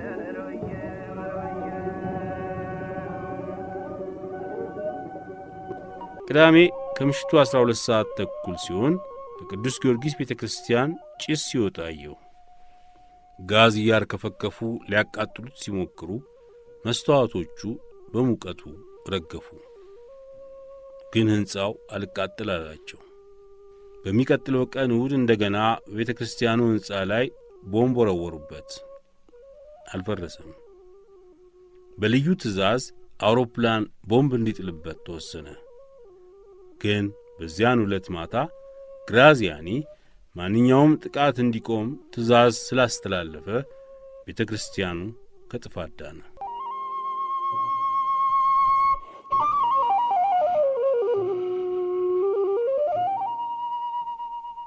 በየካቲት ሚካኤሉ እልቂት ከ10 ሺዎች በላይ የሚቆጠሩ ኢትዮጵያውያን በግፍ ተቀጥቅጠው፣ በሳት ተንጨርጭረው፣ በጥይት ተደብድበው አልቀዋል።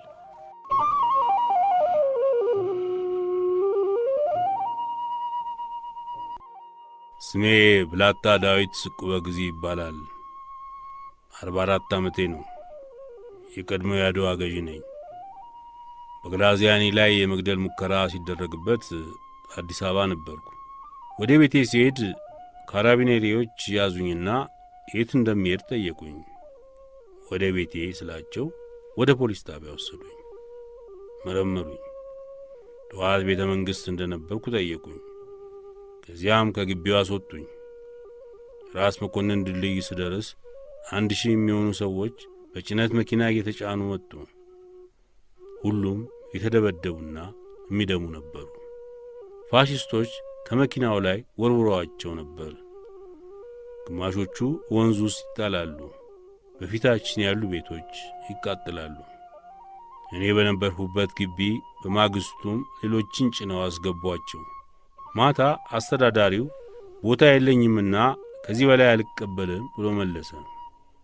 ቅዳሜ ለታ የገደሏቸውን ሬሳ ጭነው ወሰዱ።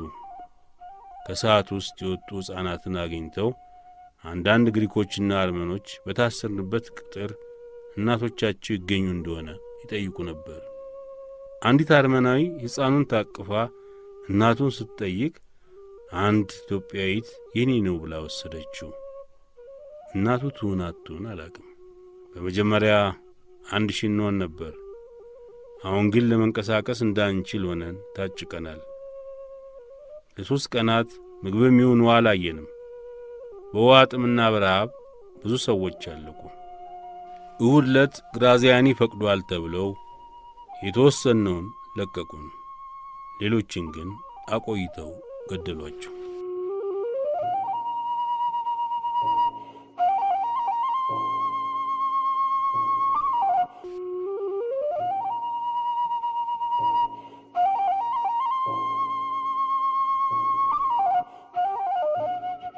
ሚካኤል ተሰማ እባላለሁ።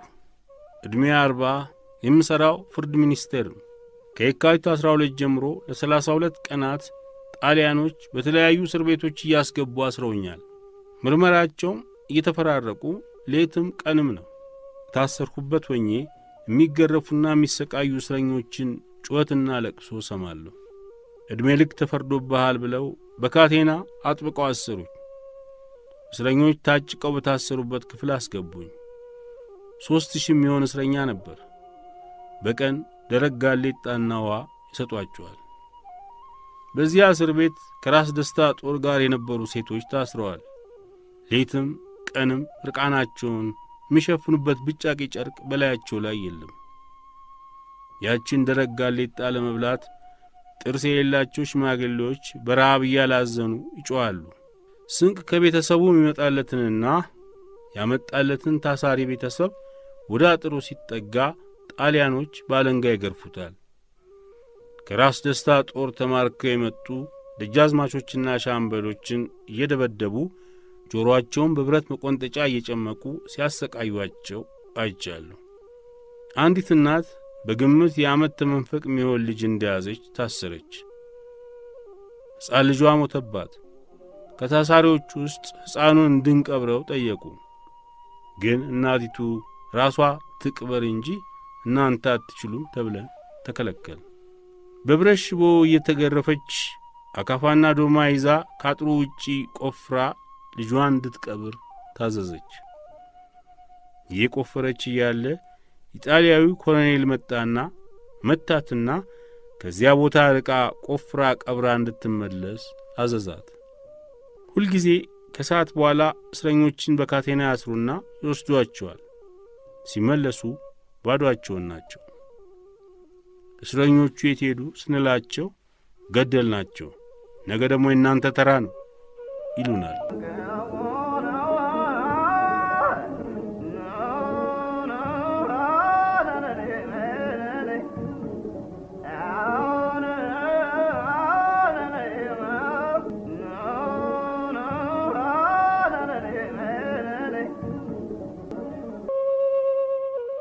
የፋሺስት ጣሊያኖች በአዲስ አበባ የፈጁትን ያህል ጨርሰው የግድያ ጥማቸው አልረካም። ግድያ ይቅር ተብሏል ከተባለ ወዲያ ያሰሯቸው እንዳይለቀቁ ወደ ቅኝ ግዛት እስር ቤቶቻቸው ላኳቸው። ከፍተኛ ሙቀትና በቂ ምግብ በማይገኝበት የሶማሊያ የደናሌ እስር ቤት አጉረው ለሞትና ለበሽታ ዳረጓቸው። መቃዲሾ እንደደረስን በቀጥታ ከዋናው ወህኒ ቤት አስገቡን። በማግስቱ ወደ ደናኔ ወሰዱን። 200 ሰዎች በአንድ ቦታ አጎሩን። ይሰጡን የነበረው ምግብ ለጤናችን ፈጽሞ የማይስማማን ነበር። የሚሰጡንም በላዩ ላይ ብዙ ትላትሎች የሚታዩበት የደረቀ ቂጣና ሻይ ነበር። በዚያም ምክንያት ብዙዎቻችን ታመመን። የዚያን ጊዜ የእስር ቤቱ ኃላፊ ብርጋዴር ባሮኒ ነበር። ስለ ምግባችን ብዙ ጊዜ እየቀረብን ብናመለክትም ትእዛዙ የበላይ ስለሆነ ምንም ማድረግ እንደማይቻል ይነግረን ነበር። በግራዚያኒ ሕይወት ላይ አደጋ ከተጣለ በኋላ ብዙ እስረኞች ወደኛ መጡ። ቦታ ስለጠበበ ሜዳው በሽቦ ታጥሮ ከዚያ ሰፈሩ። እኛንም ወስደው ከነሱ ጋር ደባለቁ። ከተደባለቀም በኋላ የምግብ ጉዳይ የባሰ ሆነ። በምግቡ ምክንያት በየቀኑ 4 እና 5 ሰዎች እየሞቱ ይጣሉ ጀመር። በደናኔ እስር ቤት 3 ዓመት ከ3 ወር ታስሬ ቆይቻለሁ። የወህኒ ቤቱም ሁኔታ እንዲህ ነበረ። ለአንድ ወታደር ማደሪያ የተሰራች አንዲት ድንኳን ለ3 ኢትዮጵያውያን ተሰጠችን። ምግባችን የደረቀ ጋሌጣ ነበር። የውቅያኖሱን ውሃ መጠጣት እንደጀመርንም ብዙዎቻችን ታመምን። በየቀኑ ከ6 እስከ 30 ሰዎች በተቅማጥ በሽታ ይሞቱ ነበር። በጠቅላላውም 3175 ሰዎች ሞቱ። ይህንንም ቁጥር ለማወቅ የቻልኩት በክሊኒኩ ውስጥ ረዳት ሐኪምና የበሽተኞች ሁኔታ መዝጋቢ ስለነበርኩ ነው።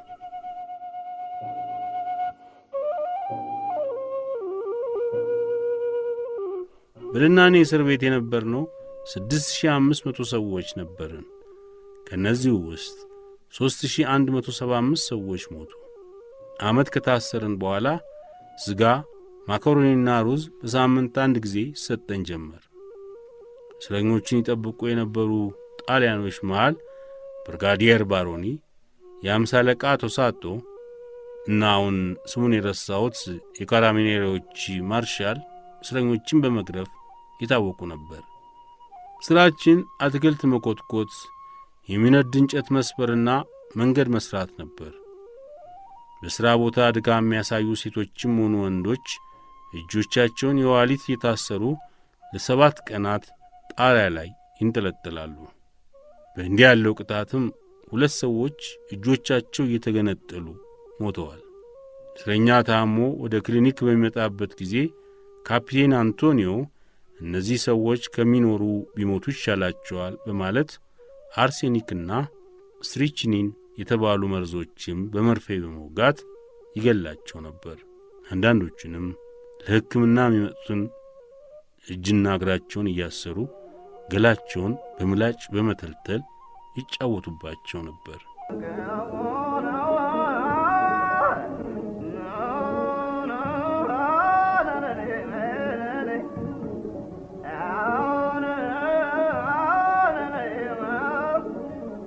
ግራዚያኒ ወትሮም እጃቸውን ሰጥተው ታማኝ ነን ቢሉትም ኢትዮጵያኖችን ማየት የሚፈልግ አልነበረምና ያንን አደጋ የጥላቻው ማስተንፈሻ አደረገው። ለሐረሩ ገዥ ለጀነራል ናዚ ያስተላለፈው የቴሌግራም መልእክት በኋላ ግራዚያኒን በጦር ወንጀለኛነት ለማስከሰስ ለተባበሩት መንግስታት ችሎት በማስረጃነት ቀርቦ ነበር። በአፍሪካ የኢጣሊያ ቅኝ ግዛቶች አገረ ገዥ የቴሌግራም ቁጥር 2646 የሚማረኩ የአማራ መኮንኖችና የቀድሞ ጦር አባሎች ወዲያውኑ እንዲገደሉ ትእዛዝ አስተላልፌያለሁ። ዱቼ 100 ጊዜ የሰጠው ትእዛዝ የተፈጸመው ጥቂት ነው። ትእዛዝን የምንፈጽምበት ጊዜ አሁን ነው።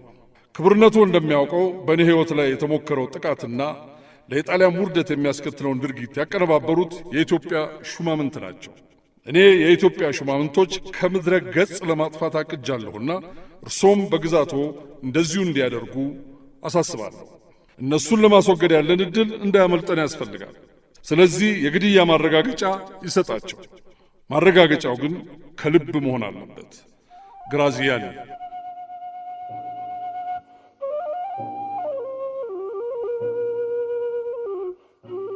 የተማሩ ወጣቶችን፣ አማራ የሚላቸውን ሹማምንት፣ የኦርቶዶክስ ቤተ ክርስቲያን ተከታዮችን እጅግ በጥብቅ የሚከታተላቸው ነበሩ።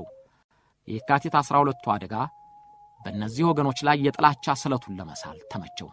ስለዚህ በመደዳ ካስጨፈጨፋቸው ኢትዮጵያኖች ሌላ 200 የሚሆኑ በጊዜው የተማሩ ኢትዮጵያውያን ከያሉበት እየተለቀሙ ከሰውነት ውጭ እስኪሆኑ ድረስ በግርፊያ፣ በስለት፣ በብረት እየተቀጠቀጡ ጥፍራቸው እየወለቀ ጸጉራቸውን እየነጨ ፈጃቸው። ግራዚያኒ ይህንን ጥላቻውን በጽሑፍ አረጋግጦ ሰጥቷል። እንዲህ ይላል። የአማራ አለቆችን ታላቅ ታናሽ ሳይባል መወገድ አለባቸው። ካልጨረስናቸው ሌላም ችግር ይጠብቀናል። አንድ ጊዜ አለቆቻቸው ከተገደሉ አማራ ያለ ችግር ሊገዛ ይችላል። የአማራ ሹማምንት፣ የአማራ አለቆችና ወታደሮች መገደል አለባቸው። ግራዚያኒ።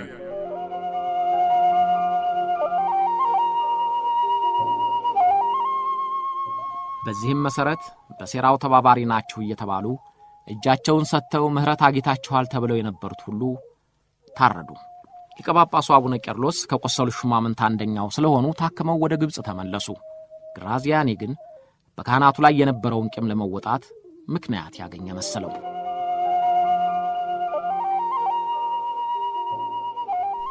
ሮዶልፎ ግራዚያኒ የኢጣሊያን የቅኝ ግዛት ሰላም የኦርቶዶክስ ቤተ ክርስቲያን ታደፈርሳለች ብሎ ያምናል። ስለዚህ ጫናውን በኦርቶዶክስ ካህናት ላይ እንዲያርፍባቸው አድርጓል። የማርሻል ግራዚያኒ የኦርቶዶክስ ቤተ ክርስቲያንን ካህናት ጥላቻ የጀመረው ገና የሐረር ገዥ ሆኖ በድሬዳዋ የቤተ ክህነትን ጽሕፈት ቤት በጎበኘበት ወቅት ነበር። ወደ ቤተ ክርስቲያኑ በሚወስደው መንገድ ላይ ለክብሩ በተነጠፈው ምንጣፍ ስር አነስተኛ ጉድጓድ ኖሯል። ጉድጓዱ አደናቀፈው። ግራዚያኒ ካህናቱ እሱን ለማዋረድ ወይም ለማቁሰል ወይም ለመግደል ብለው ያደረጉት ነው ብሎ አመነ። ስለዚህ በጥርጣሬ በርካታ ካህናት እንዲታሰሩ አድርጓል። ከየካቲት 12ቱ አደጋም በኋላ የአብርሃም ደቦጭ ሚስት ደብረ ሊባኖስ ተሸሽጋለች ስለተባለና ካህናቱ ሊያስገድሉኝ አብረው አሲረዋል የሚል ጥርጣሬ ስለተሰማው ብቻ 300 የሚሆኑ አሮጋን መነኮሳትንና ዲያቆናትን ሰብስቦ በጥይት አስደበደባቸው። ለግንቦት 12 ለአቡነ ተክለ ሃይማኖት ክብረ በዓል ላይ የተሰበሰበውንም ሕዝብ በመደዳ አስፈጀው። ለአፍሪካ ቅኝ ግዛቶች ሚኒስትር ሮማ የቴሌግራም ቁጥር 26320 ግንቦት 12 ሌሊት ለጄኔራል ማልቲ የሚከተለውን ትእዛዝ አስተላልፌያለሁ። የደብረ ሊባኖስ መነኮሳት አስተዳዳሪው ጭምር ያለምንም ምርጫ ይገደሉ። ትእዛዙ መፈጸሙንም የተገደሉት ቁጥር ጭምር ይላክልኝ። በመጨረሻም ጄኔራል ማልቲ በሰጠው ትእዛዝ መሠረት ዛሬ በ13 ሰዓት 297 መነኮሳት አስተዳዳሪውን ጨምሮ እንደተገደሉ ቴሌግራም ልኮልኛል።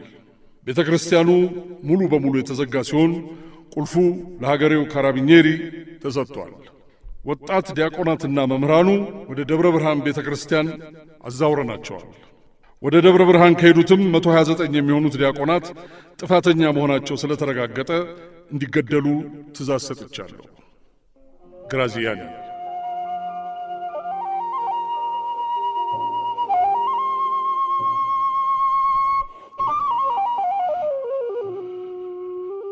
ስሜ ገዝሞ ኃይለማርያም ይባላል። ዕድሜ 45 ነው። የምሠራው ገንዘብ ሚኒስቴር ውስጥ ነው። ግንቦት 11 ቀን ጄኔራል ማልቲ የተባለው የሸዋ የጣሊያ ጦር አዛዥ ወደ ፍቼ መጣ። ጀነራል ማልቲ ከመቀመጫው ከደብረ ብርሃን የመጣው ብዙ ወታደሮችን አስከትሎ ነው። እኔም ለራሴ ጉዳይ ፍቼ ነበርኩ። በማግስቱ ግንቦት 12 ጀነራሉ ወታደሮቹ ወደ ፍቼ እንዲንቀሳቀሱ አዘዘ። ግንቦት 12 በደብረ ሊባኖስ የዓመት የንግስ ቀን ነው። እኔም ከኮሎኔል ጋራሊ ጋር ሆኜ ወደዚያ ሄድን። እኛ በዓሉን ለማክበር የምንሄድ ነው የመሰለን። እዚያ ስንደርስ ካህናቱ ቃጭል ይዘው ልብሰ ተክህኖ ለብሰው ጀነራሉን ልክ ንጉሡን እንደሚቀበሉት ሊቀበሉ ወጡ። ጀነራሉ አቀባበላቸውን አይቶ የሰማሁት እዚህ ገዳም ያላችሁት 700 መነኮሳትና ካህናት ናችሁ፣ የምትቀበሉኝ ግን 300 አትሆኑ ብሎ ተቆጣ። ስለዚህ ሊቀበሉኝ ያልመጡትን ልቀታቸው ስለምፈልግ እናንተ ቤተ ክርስቲያን ቅጽር ግቢ ሳትቀላቀሉ ተቀመጡ፣ ሌሎቹን አሳያችኋለሁ ብሎ ቤተ ክርስቲያኑን በወታደር አስከበበው። ቀደም ሲልም ተራራውን ዙሪያውን የሚከቡ ወታደሮች አቁመዋል። ጀነራል ማልቲ ኮሎኔል ጋራሊን በግለት ሲያዋራው ሰማው። ኮሎኔል ጋራሊ ወደኛ መጣና ጀነራሉ በከፍተኛ ንዴት ውስጥ ነውና ከዚህ እንጥፋ ስላለን ወደ ጭጋል ተመለሰን። ጭጋል ከአዲስ አበባ ወደ ደብረ ሊባኖስ በሚወስደው መንገድ መዳረሻው ቦታ ነው። በቦታው ስንደርስ ማንም ሰው በዚያ ቦታ እንዳያልፍ አዞኛል አለን። ሌሊት ላይ ተኩስ ሰማ። እኔን የመሰለኝ ዝንጀሮ ለመግደል የሚያደርጉት ነበር። ጠዋት ተኩሱ በጭነት መኪና ላይ ውጡ ሲባሉ እምቢ ያሉ ዲያቆናትና መነኮሳት መሆናቸውን ሰማሁ። አብዛኛዎቹን በጭነት መኪና አጭቀው ወሰዷቸው። እኛ የመሰለን ወደ አዲስ አበባ የሚወስዷቸው ነበር።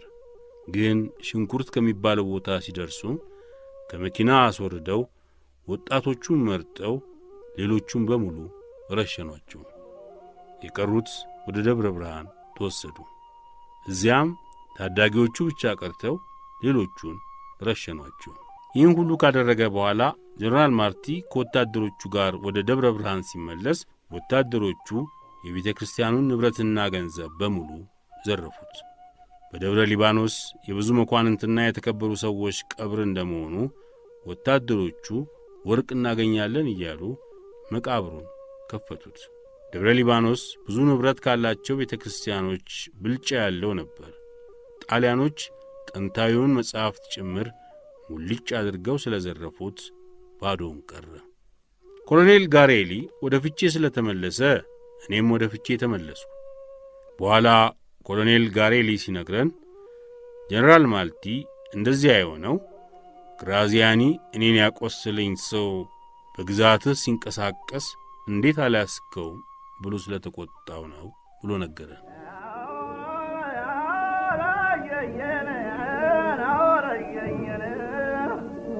ካፋን በዶማኔ በባተ መጥረጋ የተፈለጣችሁ በእሳትን በልባል የተቃጠላችሁ ረመገነየን ነረበየ ታሪክ ማይረሳው አይተፋም ስማችሁ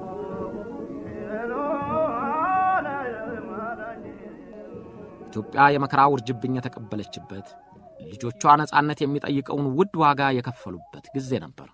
መግለጫና መገለጫ በማይገኝለት መከራና ስቃይ ሕይወታቸውን አጥተው ለተተኪው ትውልድ የሀገራቸውን የነጻነት ሰንደቅ በደምና በሥጋቸው ለስነው አቁመዋታል።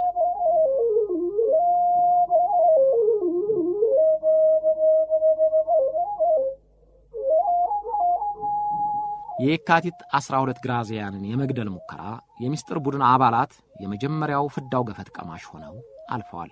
አብርሃ ደቦጭና ሞገስ አስገዶም ሁለቱ ጀግኖች ቦምቡን ከጣሉ በኋላ በቴጌመነን ትምህርት ቤት በኩል እንደወጡ ተገምቷል። ያን ዕለት ከረፋዱ 5 ሰዓት ግድም አደጋውን ከጣሉ በኋላ በአንድ ስፍራ ተደብቀውም እንደዋሉ ይታመናል። ማታ ከተማዋ ጨለማ ስትለብስ ጓደኛቸው ስብሐት ጥሩነህ ከሚኖርበት የጀርመን ሚስዮን ግቢ መጡ። በሹክሹክታ ተጣሩ ይላሉ ታደሰ ጥሩነህ ለካምፔል ሲነግሩት። አብርሃና ሞገስ ነበሩ። ስብሐት አብረዋቸው እንዲጠፋ ጠየቁት። አልተስማማላቸውም። ሞገስ ከእርሱ ዘንድ አስቀምጦት የነበረውን ገንዘቡንና ልብሱን ሰጥቶት ተሰነባብተውት ሄዱ። ቀጥሎ ያገኙት ጓደኛቸውን ስምዖን አደፍርስን ነበር። ስምዖን በታክሲ ይዟቸው የአብርሃ ሚስት ወደምትገኝበት ደብረ ሊባኖስ አደረሳቸው። አብርሃ ከሚስቱ ጋር ሲቆይ ሞገስ አርበኛው ራስ አበበ ወደሚገኙበት ስፍራ ቀደም ብሎ ሄደ። ግን አርበኞቹ ስለተጠረጠሩት አሰሩት።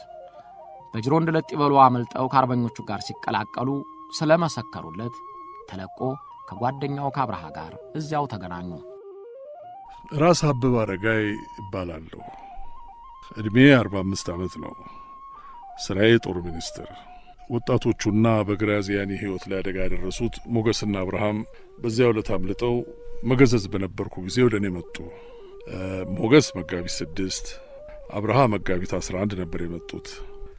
ስለ ሙከራቸው ጠይቄያቸው ይህን ሐሳባቸውን ማንም እንደማያውቅ ቤታቸው የኢጣሊያን ባንዲራ መሬት ላይ ጥለው በላዩም ላይ ሳንጃ ወቅተውት የኢትዮጵያን ባንዲራ ግን በሳንጃው ላይ እንዳንጠለጠሉት ነግረውኛል። ይህን በማየታቸው ኢጣሊያኖች ወደ ደብረ ሊባኖስ ሄደው የአብርሃምን ሚስት ሲያጡ 3 መነኮሳት መግደላቸውንም ነግረውኛል።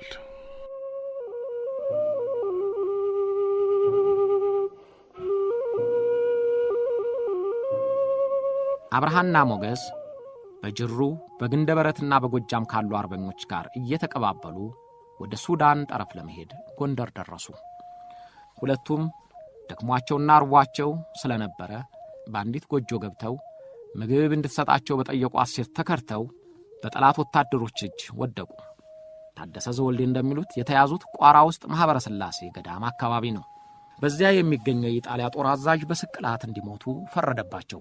ሞገስ አስገዶም ቀደም ብሎ ሊሰቀል ሲል አብርሃ አፈፍ ብሎ የወንድሜን ሞት ከማይ እኔን ቀድማችሁ ግደሉኝ፣ ግራዚያንና ተከታዮቹን ያቆሰልኩ እኔ ነኝ፣ ለሀገሬ በሠራሁት ሁሉ ኩራት ይሰማኛል፣ አሁንም ለሀገሬ ስሞት በደስታ ነው ብሎ በመናገሩ ኢጣሊያኑ አዛዥ ተናዶ ሁለቱንም ራሱ በሽጉጥ ተኩሶ ከገደላቸው በኋላ አስከሬናቸውን አሰቀለው።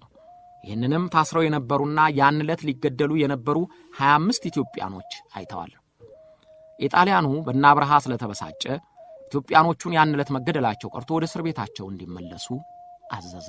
በማግስቱ ግን የኢጣሊያው አዛዥ እንዳሰበው አልሆነለትም። በአካባቢው ይንቀሳቀሱ የነበሩት አርበኛው ወርቁ ስንቄ የኢጣሊያኑን ካምፕ ከበው አዛዡን ገድለው የታሰሩትን ኢትዮጵያኖች ነፃ አወጧቸው። እነ ሞገስንም በክብር አስቀበሯቸው። ከነጻነት በኋላ አጽማቸው ወደ አዲስ አበባ መጥቶ በቅድስት ሥላሴ ካቴድራል አርፏል።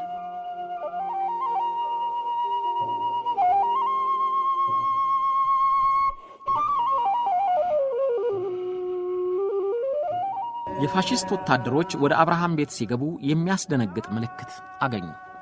የኢጣሊያ ባንዲራ በሳንጃ ተወግቶ መሬት ተጥሏል።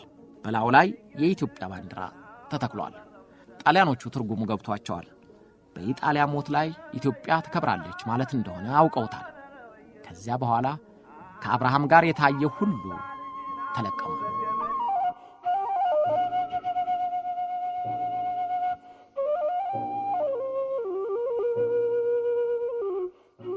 ስምዖን አደፍርስ ትጉህና ጠንካራ የነበረው ያለ እርሱ የምስጢራዊ ቡድኑ ዓላማ ሊሳካ አይችልም የተባለለት ስምዖን አደፍርስ እና አብርሃን ደብረ ሊባኖስ በታክሲው አድርሶ ሲመለስ በጠላቶቹ እጅ ወደቀ። ጥቁር ሸሚዝ ለባሽ የጠላት ወታደሮች እርሱ በሌለበት ቤቱን ከበው ሲጠብቁትና ሰራተኛውን ሲመረምሩት ከርመው ነበር። ስምዖንን እጅግ ባሰቃቂ ሁኔታ 3 ወር ሙሉ አሰቃይተው መረመሩት። ጸጉሩን ነጭተው ጥፍሩን ነቅለው ለሰማይና ለምድር የከበደ ግፍ ፈጸሙበት። በረሃብና በጥም እየተጫወቱበት ለ3 ወራት ያህል በሥራ ቆይተው በመጨረሻ በመርዝ ገደሉት። እህቱ ለኢጣሊያኑ የእስር ቤት ኃላፊ የወርቅ ጉቦ ሰጥተው አስከሬኑን አግኝተው በቅዱስ ጴጥሮስ ወጳውሎስ የካቶሊክ ቤተ ክርስቲያን ለማሳረፍ ቻሉ።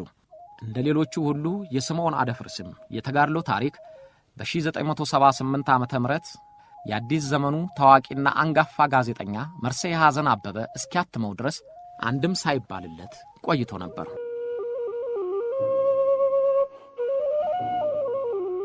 ባሻ ሁረድ ተክለ ወልድና ቀኛዝማች በልሁ ደገፉ ቦምቡ ከፈነዳ በኋላ ወትሮም በጥርጣሬና በአይነ ቁራኛ የሚታዩ ነበሩና ከቤተ መንግሥቱ ሳይወጡ እዚያው ተያዙ። የሚዘገንን ስቃይ ካደረሱባቸው በኋላ ብዙም ሳያቆዩአቸው ገደሏቸው። ስብሐት ጥሩነህ። መምህር ስብሐት ጥሩነህ በሚሰራበት የጀርመን ሚስዮን ትምህርት ቤት ያን ዕለት በምሽት መጥተው መረመሩት። ስለ ጓደኛው ስለ ሞገስ፣ ስለ አብርሃም ጠየቁት። አላውቅም በማለቱ ለጊዜው ትተውት ሄዱ። ጓደኛውን መሐሪ ካሳ አብረው እንዲያመልጡ ቢጠይቀው የሚያሳድገውን ትንሽ ወንድሙን ትቶ ለመሄድ አለመፈለጉን ነገረው። ግን ኢጣሊያኖች እንደማይለቁት ስላወቀ ኑዛዜውን ለወንድሙ ትቶ ተዘጋጀ። የኢጣሊያ ወታደሮች እንደገና ተመልሰው ሲመጡ ጀርመናዊው አለቃው አላምነውም ብሎ አሳልፎ ሰጠው። ከዘግናኝ ምርመራ በኋላ ገደሉት።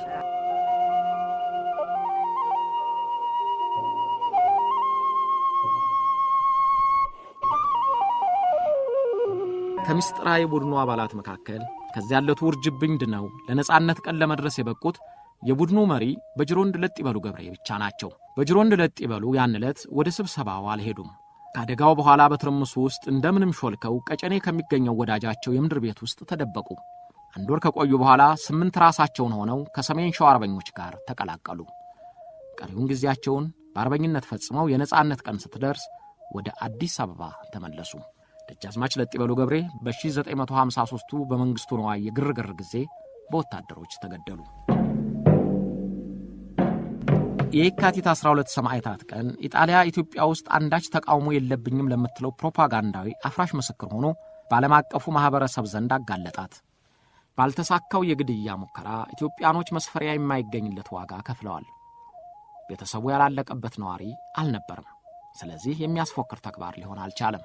ካምፔን እንደጻፈው በጅሮንድ ለጥ ይበሉ የካቲት 12 አጋጣሚ በሕይወት ዘመናቸው ለማንም ተናግረውት የማያውቁት ምስጢር አድርገውት ቆይተዋል። ለንደን ሆነው ድርጊቱን ያዘዙት በያዙት እንኳ ፈቃዳቸው ተገይቶበት ይሆናል በተባለው የካቲት 12ቱ አደጋ ጉዳይ አፄ ኃይለ ሥላሴ ምንም ሳይናገሩ አልፈዋል። በዚያን ጊዜ በማንኛውም ክብረ በዓል ላይ መገኘት የሚወዱት አፄ ኃይለ ሥላሴ የካቲት 12 መታሰቢያ ሐውልት ሲመረቅ እንኳን አልተገኙም። ብሔራዊ በዓል መሆኑና ስላከባበሩ በሚወስነው የነጋሪት ጋዜጣ ጠቅላይ ሚኒስትሩ ንግግር ያደርጋል ነበር የሚለው። በዚህ ምክንያት የዚያን ጊዜውን ጉዳይ ንጉሡ ሲሸሹት መቆየታቸው ያሳያል።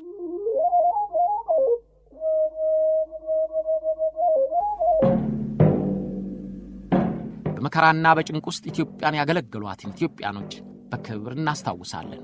በጊዜውም ሆነ በአሁኑ ሚዛን ሲገመት ለሀገራቸው ክብር ሲሉ እጅግ ከፍ ያለውን መስዋዕትነት የከፈሉትን ሁሉ ዛሬም ለማስታወስ የታሪክ ዕዳ ያስገድደናል። ክብርና ሞገስ ለየካቲት 12 ሰማዕታት።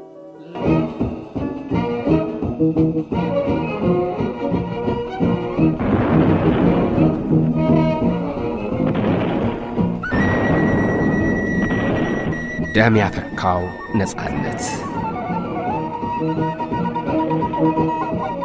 አዘጋጅ እሸት ያሰፋ።